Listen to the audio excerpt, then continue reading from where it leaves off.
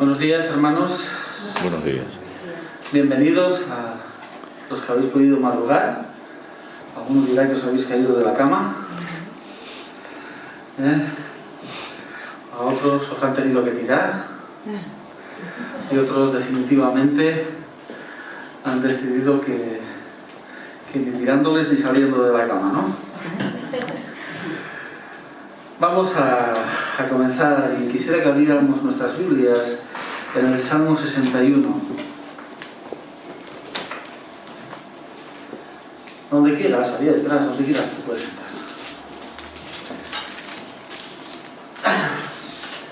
Dice así el Salmo 61. Oye, oh Dios, mi clamor, y a mi oración atiende. Desde el cabo de la tierra clamaré a ti cuando mi corazón desmayare. Llévame a la roca que es más alta que yo, porque tú has sido mi refugio, mi torre fuerte delante del enemigo. Yo habitaré en tu tabernáculo para siempre, estaré seguro bajo la cubierta de tus alas, porque tú, oh Dios, has oído mis votos, me has dado la heredad de los que temen tu nombre. Días sobre días añadirás al rey, sus años serán como generación y generación, estará para siempre delante de Dios. Prepara misericordia y verdad para que lo conserven. Así cantaré tu nombre para siempre, pagando mis votos cada día. Pues vamos a poner este culto en las manos del Señor. Amado Padre, te damos las gracias por el privilegio que tú nos das de poder reunirnos, de poder juntarnos, Señor, como hermanos, de poder recordar lo que tú hiciste por nosotros, Señor, a través de este pan y de este vino, por poder deleitarnos en tu palabra. Amado Padre, pedimos tu bendición para este día, en el nombre de tu Hijo. Amén. Pues vamos a cantar dos canciones, el número 4 y el número 211.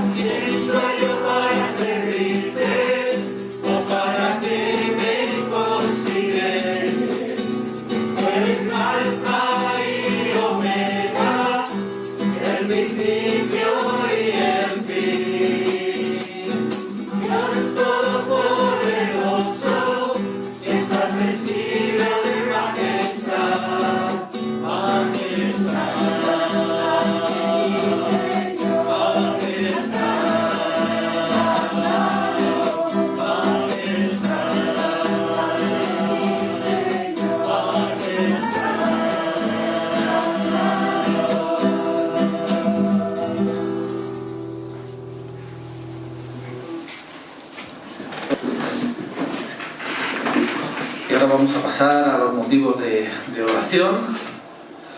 Y en esta mañana, en este primer culto, vamos a orar por una familia de la iglesia, y una familia que la mayoría no conocéis. Es Yesenia, que tiene 3 hijos, Angelis, Pedro y Dani.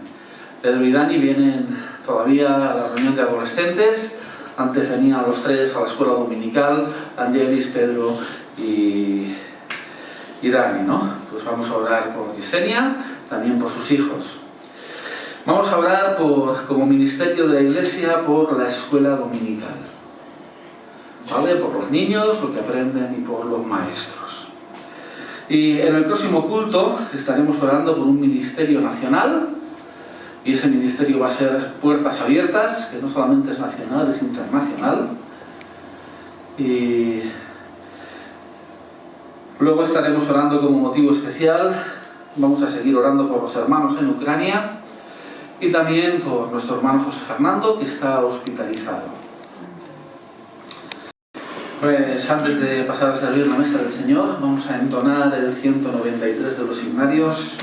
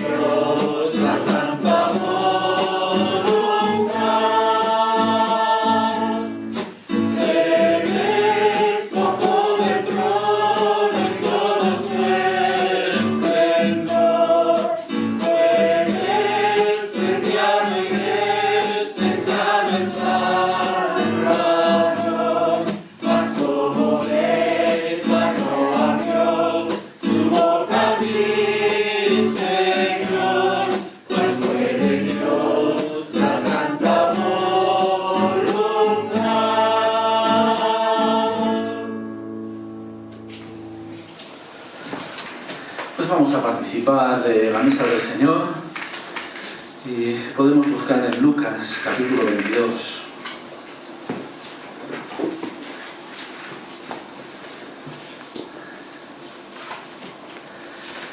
Lucas capítulo 22, desde el versículo 14, dice así: cuando era la hora, se sentó a la mesa y con él los apóstoles, y les dijo: cuánto he deseado comer con vosotros esta Pascua antes que padezca. Porque os digo que no la comeré más hasta que se cumpla en el reino de Dios. Y habiendo tomado la copa, dio gracias y dijo: tomad esto y repartidlo entre vosotros, porque os digo que no beberé más del fruto de la vid hasta que el reino de Dios venga. Y tomó el pan y dio gracias y lo partió y les dio diciendo: esto es mi cuerpo que por vosotros es dado. Haced esto en memoria de mí. De igual manera, después que hubo cenado, tomó la copa diciendo: esta copa es el nuevo pacto en mi sangre, que por vosotros se derrama. Llegó el día de los panes sin levadura, en el cual era necesario sacrificar el cordero de la Pascua. Lo tenían que hacer todos los judíos en memoria de lo que el Señor había hecho con ellos cuando los sacó de Egipto, recordando esa liberación y esa muerte de todos los primogénitos en Egipto, y cómo Dios había salvado a los primogénitos de los judíos también de la muerte, o del ángel de la muerte. Y celebraron la Pascua cada año. Y el Señor Jesús dispuesto a celebrar la Pascua con sus discípulos también. Estuvo allí presente el pan y el vino, para hacerles recordar la verdadera Pascua. Todas las anteriores habían sido imagen o tipo de esa que iba a ocurrir en la cruz del Calvario. Todos los sacrificios anteriores solamente tapaban o cubrían los pecados, pero no nos limpiaban. El sacrificio de Cristo iba a quitar del medio el pecado, a limpiar nuestros pecados. Como dijo el profeta, si fuesen rojos como la grana, tú los limpiarás y serán blancos como la nieve. Pues vamos a participar de este pan y de este vino en memoria del Señor Jesucristo, en memoria de lo que Él hizo por nosotros. Se sacrificó como Cordero Pascual, santo, perfecto, por personas como tú y como yo, totalmente imperfectas, totalmente pecadoras, sin ningún mérito, sin ningún merecimiento. Pero Dios nos muestra de esta manera su amor. Y vamos a recordar eso que Él hizo por nosotros, con este pan y con este vino. Amado Padre, te damos las gracias, Señor, por tu cuidado, por tu amor, Señor, mostrado en aquella cruz, por tu disposición, Señor. Gracias por este pan y por este vino que nos recuerdan lo que tú hiciste por nosotros, lo que tú pagaste por nosotros. Cómo nosotros podemos tener libertad y seguridad de eternidad por tus méritos, Señor, no por los nuestros. Gracias por este pan, gracias por esta copa que nos recuerda lo que tú hiciste en nuestro lugar. Gracias.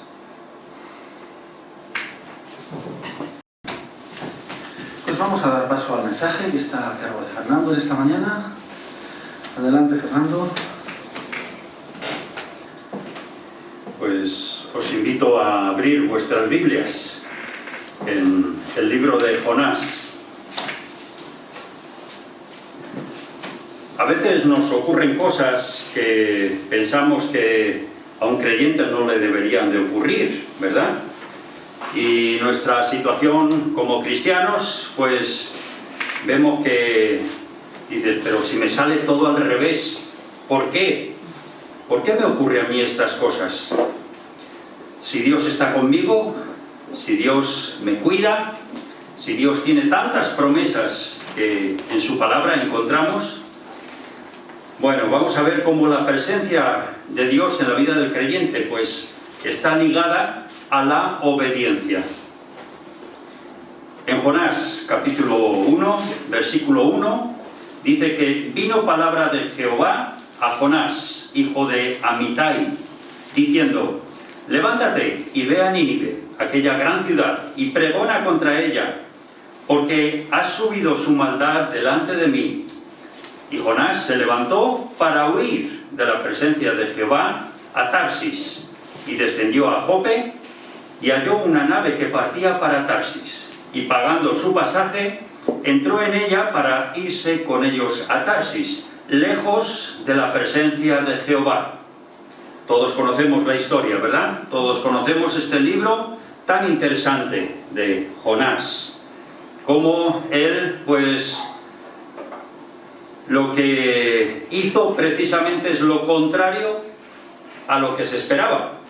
Ya que como profeta, si Dios te dice una cosa, ¿qué vas a hacer? Pues es ir, ¿no? Ir y predicar, ir y hacer lo que Dios dice. Pero vemos cómo él oye el mensaje y desde donde vivía baja a buscar un puerto y decir: me voy lejos de donde me han dicho que tenía que ir. Porque da la impresión que él no tenía muchas ganas de que este pueblo tan malvado se salvara, ¿no? ¿Verdad que nos pasa algunas veces que vemos personas y decimos: este va de cabeza al infierno? Como que nos cae mal, ¿no? Claro, vemos como Dios, que es amor, es misericordia, ve la maldad de este pueblo y dice: bueno, voy a por lo menos decirles que se arrepientan, por lo menos que sepan que hay un Dios que castiga a los malos, un Dios que hace justicia, un Dios que está dispuesto a tener misericordia y dar una oportunidad, porque esa es la idea. Dios nos da oportunidades, ¿no? Y este Dios misericordioso, para hacer recapacitar a este profeta, lo que hace es levantar una gran tempestad, le preparó un gran pez y mediante esa tormenta llama la atención al profeta y le dice: vas mal. Esa no es la dirección correcta.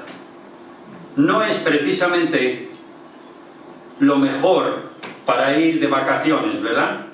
Coger el barco, tú pagas tu pasaje, te vas y te vienes para España, y en mitad del Mediterráneo se prepara la tormenta. Hombre, eso no estaba previsto. Pero es Dios quien manda esa tormenta para hacer recapacitar a este hombre. Este hombre que estaba dispuesto a sacrificar a los del barco por su culpa, ya que el barco estaba tan mal que tiraron todos los enseres y que estaban allí ellos rogando a sus dioses. Y Jonás, ¿qué hacía mientras? Allí se echó a dormir, como diciendo: no me preocupa. Claro, eso llama la atención de los responsables del barco. Dicen: ¿qué haces, dormilón? Venga, dinos, ¿qué pasa? Tú sabes algo que nosotros no sabemos, ¿no?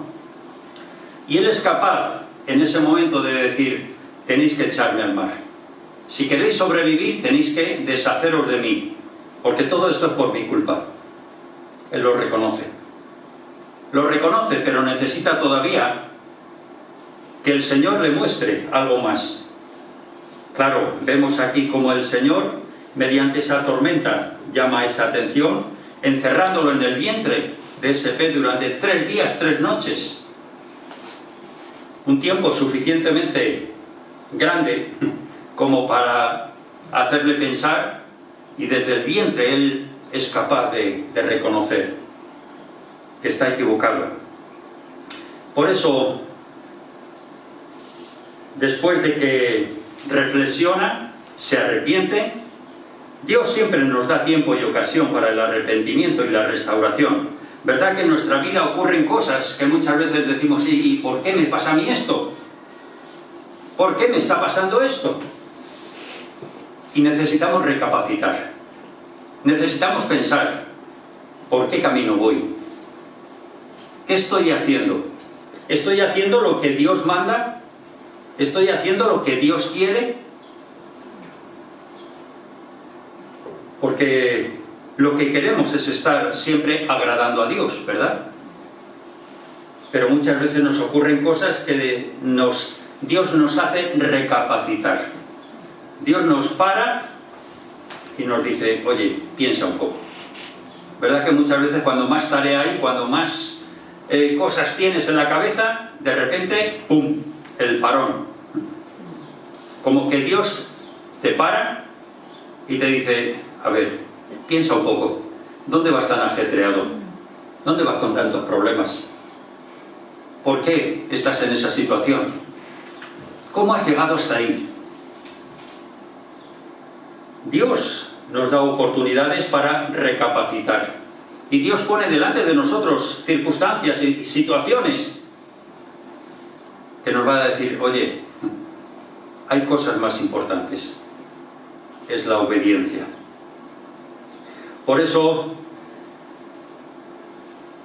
las tormentas, las circunstancias adversas pueden ser instrumentos de corrección. Muchas veces lo vemos como problemas, ¿verdad? ¡Ay, cuántos problemas me salen! ¿Cuántos problemas, cuántas circunstancias adversas ocurren en nuestra vida? Pero Dios lo que quiere hacer es corregir nuestro rumbo, corregir nuestra vida cristiana, para que vayamos en la dirección correcta, porque muchas veces andamos un poquito desviados. Y Jonás se arrepintió y otra vez recibió la comisión, la misma que había recibido antes. Levántate, ve a Nínive, aquella gran ciudad, y proclama el mensaje que yo te diré. Y ese mensaje era un mensaje de decir, arrepentíos porque si no va a venir el juicio. Nosotros hemos sido también comisionados a llevar el mensaje de salvación, ¿verdad? ¿Cuántas veces lo hacemos? ¿Cuántas veces compartimos con otros diciéndoles, arrepentíos porque si no va a venir el juicio de Dios? Nosotros hemos sido llamados igual. Hemos recibido ese encargo de hacer discípulos a todas las naciones. Y sigue diciendo, he aquí yo estoy con vosotros todos los días hasta el fin del mundo. El Señor está con nosotros. Y eso es lo que nos mantiene firmes en nuestra fe. Pero necesitamos que esa presencia de Dios en nuestra vida esté ligada a la obediencia. Para nosotros, el máximo obediente, ¿recordáis del Señor Jesús en Filipenses 2, del 5 al 8? Dice, haya pues en vosotros este sentir que hubo también en Cristo Jesús. Filipenses capítulo 2, versículo 5. Y el 6 dice, el cual siendo en forma de Dios no estimó el ser igual a Dios como cosa que aferrarse, sino que se despojó a sí mismo, tomando forma de siervo, hecho semejante a los hombres. Y estando en la condición de hombre, se humilló a sí mismo, haciéndose obediente hasta la muerte, y muerte de cruz. El Señor Jesús es nuestro referente en cuanto a la obediencia. También en Romanos capítulo 5, versículo 19, dice, porque así como por la obediencia de un hombre son los muchos, fuimos constituidos pecadores, así también por la obediencia de uno los muchos serán constituidos justos. Vemos aquí esa obediencia contrapuesta a la desobediencia de Adán. Nosotros somos desobedientes porque descendemos de Adán. Somos descendientes de Adán. Y si ahí en Génesis capítulo 3 se preparó todo este desastre del ser humano por el pecado. Pues nosotros seguimos todavía con esa tendencia al pecado. Seguimos todavía con esa... Aunque conozcamos la verdad, pero nos vamos desviando siempre. Tenemos que estar enfocándonos en Cristo. También en Hebreos capítulo 5, versículo 7, dice: y Cristo, en los días de su carne, ofreciendo ruegos y súplicas con gran clamor y lágrimas al que le podía librar de la muerte, fue oído a causa de su temor reverente. Y aunque era hijo, por lo que padeció, aprendió la obediencia. Y habiendo sido perfeccionado, vino a ser el autor de eterna salvación para todos los que obedecen. La obediencia se aprende. A los niños tienes que insistirles, ¿verdad?, para que obedezcan. Y tienes que estar constante. Hay que hacer esto. Oye, que no lo has hecho. Venga. Y tienes que crearle esa motivación y ese ánimo para que obedezcan sin palo. Porque muchas veces hay que corregir. Y el corregir a nadie nos gusta, ¿verdad?, que nos corrijan. Siempre nos ponemos a la defensiva. Cuando alguien nos viene diciendo: oye, eso no está bien. Si yo soy perfecto, ¿qué me estás contando? Necesitamos aprender la obediencia. Y el Señor Jesús, a pesar de ese deseo de, bueno, si hay otra manera de hacerlo, Señor, pero hágase tu voluntad. Y fue obediente hasta la muerte. Y por el sufrimiento aprendió la obediencia. Por lo tanto, la obediencia se aprende. Se aprende y cuesta. Normalmente cuesta. ¿Verdad que sí?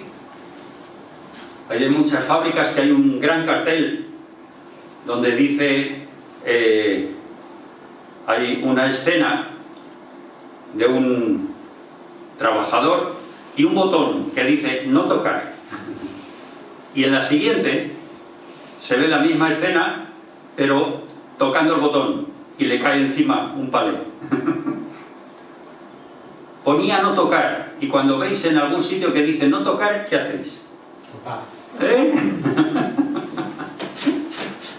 Esa es la inercia. Estaban hablando esta mañana en el programa de televisión de la película esa, No mires hacia arriba, ¿no? Cuando te dicen no mires hacia arriba, ¿qué? ¿A que somos así? O si os digo, no penséis en un elefante blanco, ¿en qué vais a pensar? En eso, precisamente todo lo contrario. Somos así.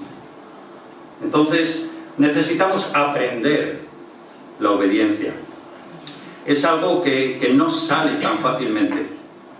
No sale de nosotros. Por eso,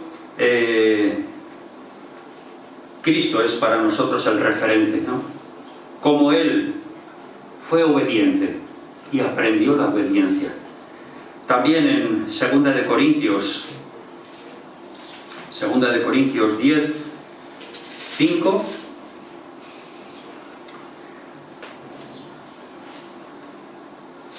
está diciendo, derribando argumentos y toda altivez.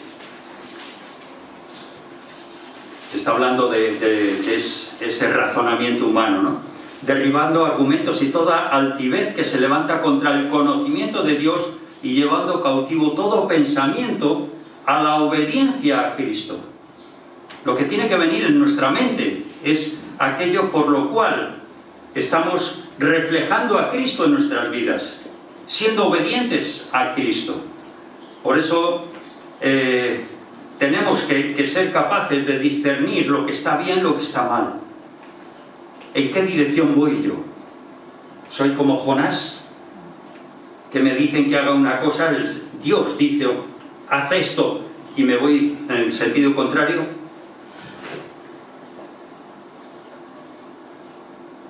En Romanos capítulo 6,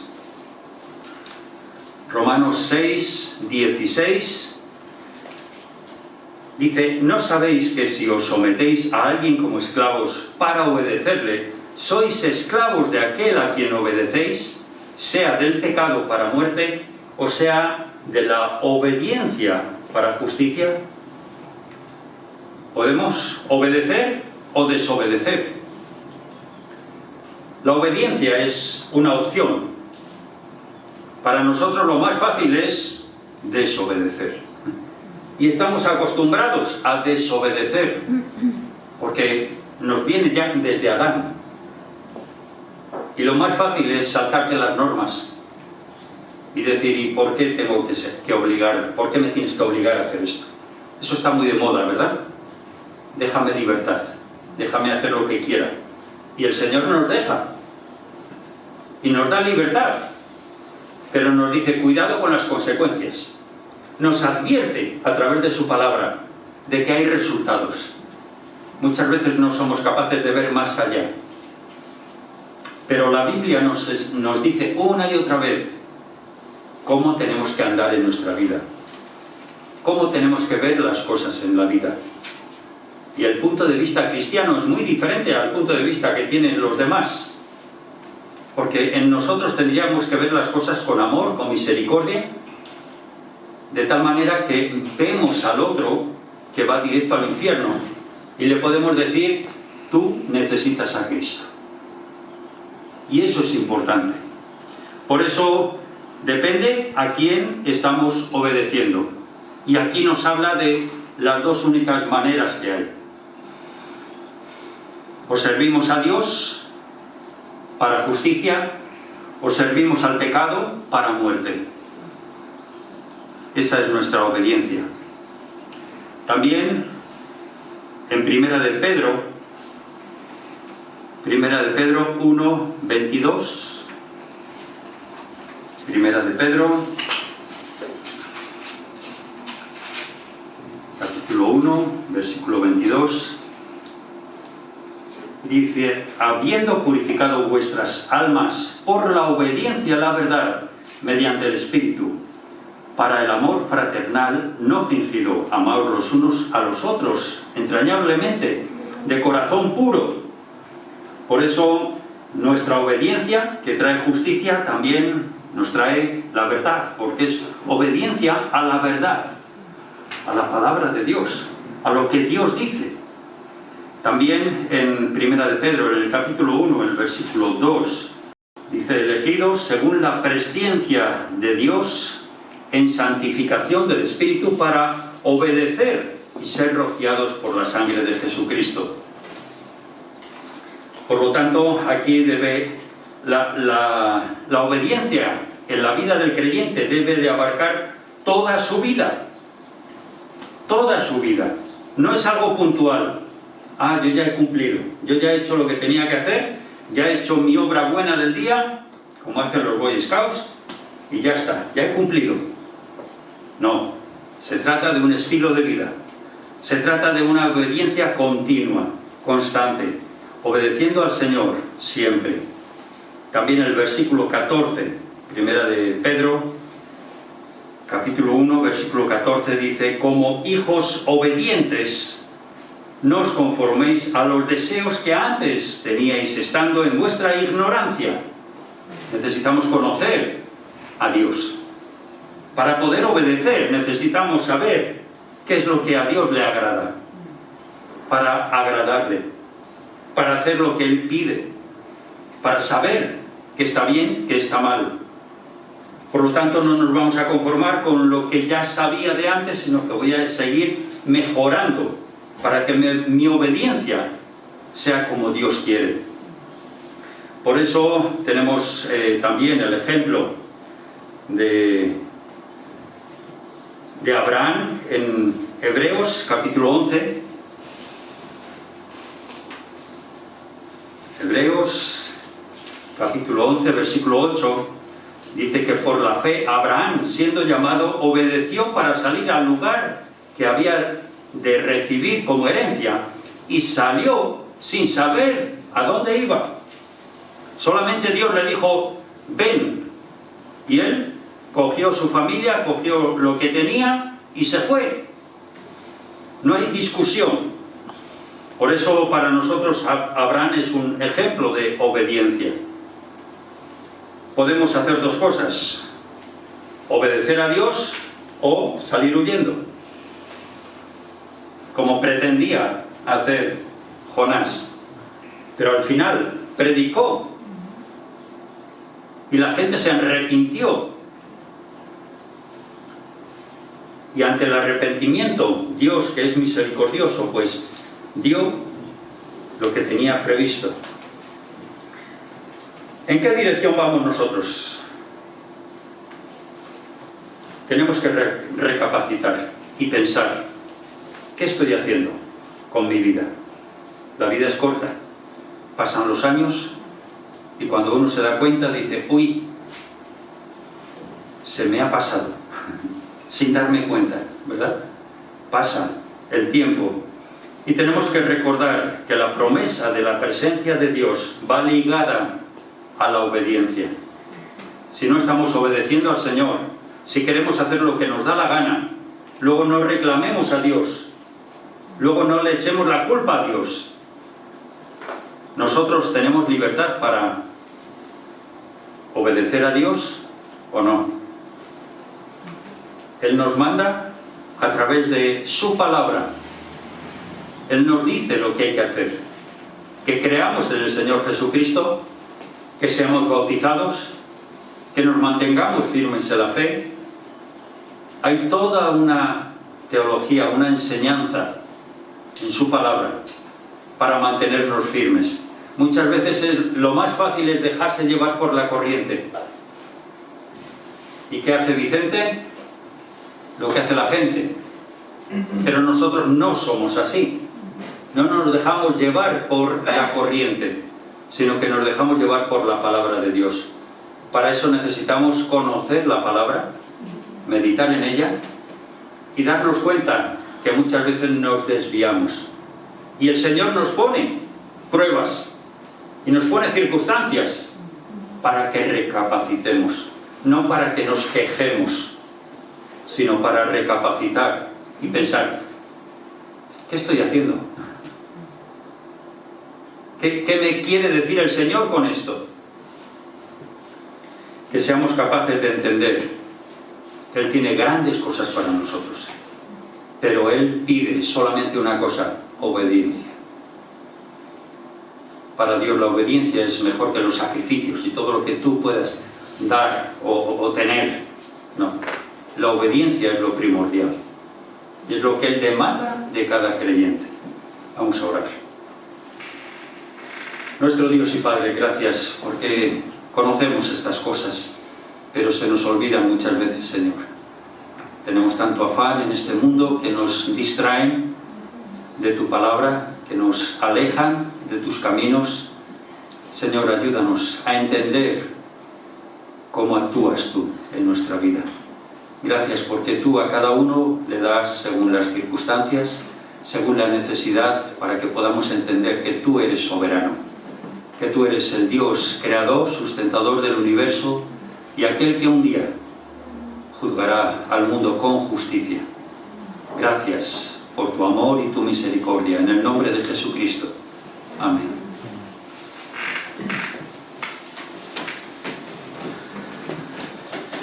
Gracias, Fernando. Ofrenda la tenemos aquí a vuestra mano izquierda, para que luego podáis poner lo que el Señor ha puesto en vuestro corazón en la bolsa de la ofrenda. Vamos a pasar a los anuncios y mañana habrá estudio de mujeres a las 6 de la tarde.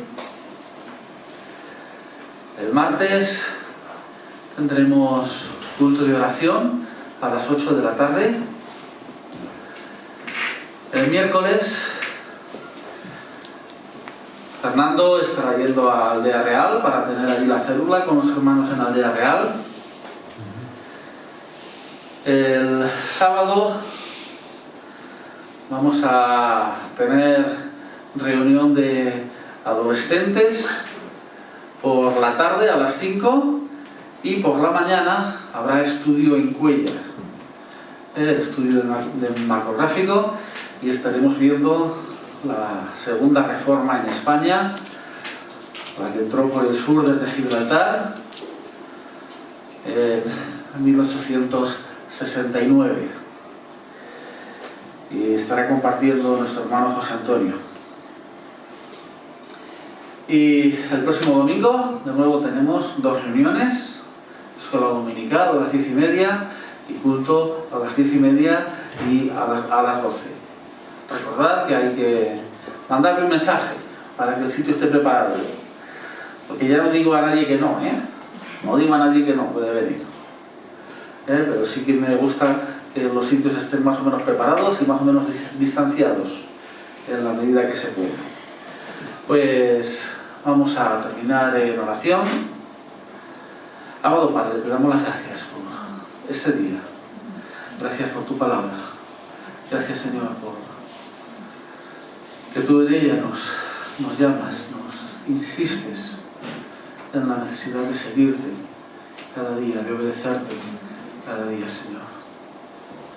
Amado Padre, te pedimos que tú nos guardes en este día. En el nombre de tu Hijo. Amén. Amén. Pues buenos días. Buenos días.